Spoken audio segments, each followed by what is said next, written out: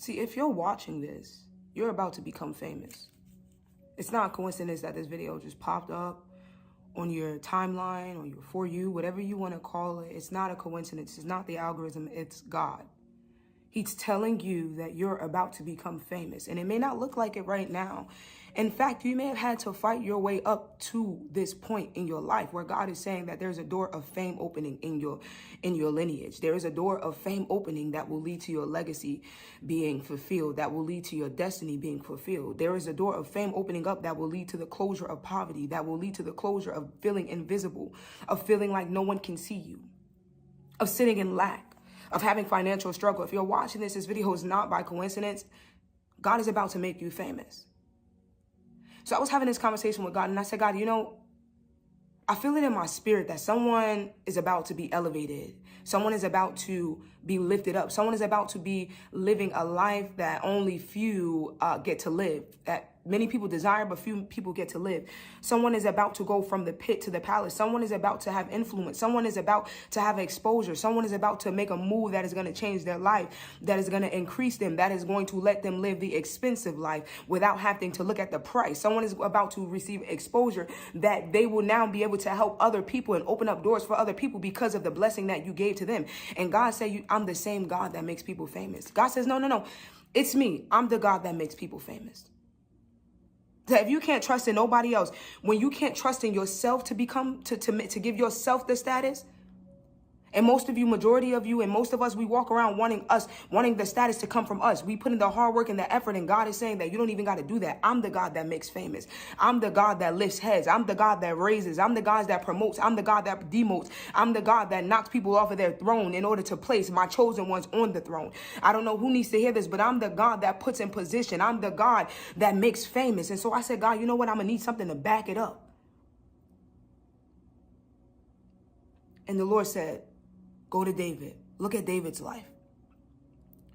David was a man after God's own heart. He was fighting fierce battles. In fact, he started off as a nobody, neglected by his family, rejected by his family, tending to sheep.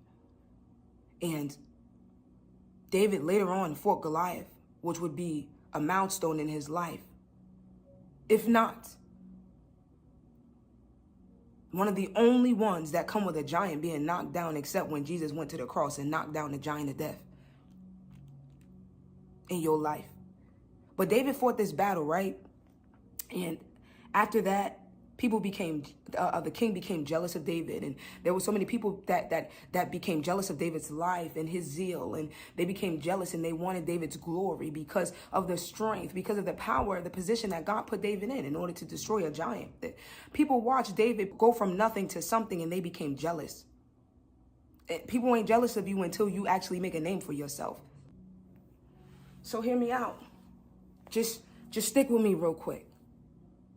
When God makes a name for you, and David didn't even make a name because the battle was won, the victory was won through the Lord. When God makes a name for you, the people that didn't even know about you will begin to see you and be jealous of you for who you are, for the star you are, for the energy you have. But can I tell you something? After that, David fought numerous amounts of battles, tremendous battles where he was running for his life in caves before God made him king.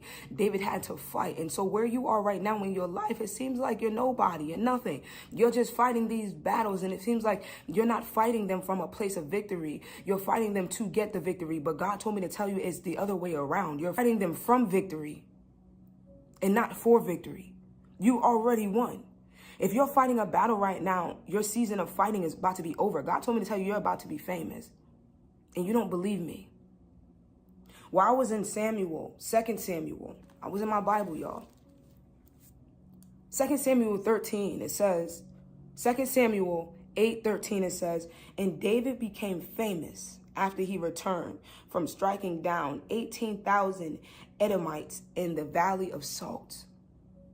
Your toughest battles Oh, I don't know who needs to hear this, but if you just keep pushing through your depression, that's your Edomite. That's the demon you need to slay. If you just gotta push through. I don't know who needs to hear this, but your pain is not supposed to bring you a defeat. Your pain is supposed to put you in a position to win. Your pain is for your prosperity. David became famous after defeating his enemy. I don't know who needs to hear this, but addiction may be your enemy. You will become famous after defeating the enemy. You will become famous. A jealousy may have been your enemy. You may have had some friends and family members that were your enemy, but I'm here to tell you that the same God that made David famous, he will make your name famous. You're about to be famous because you have now defeated your enemy.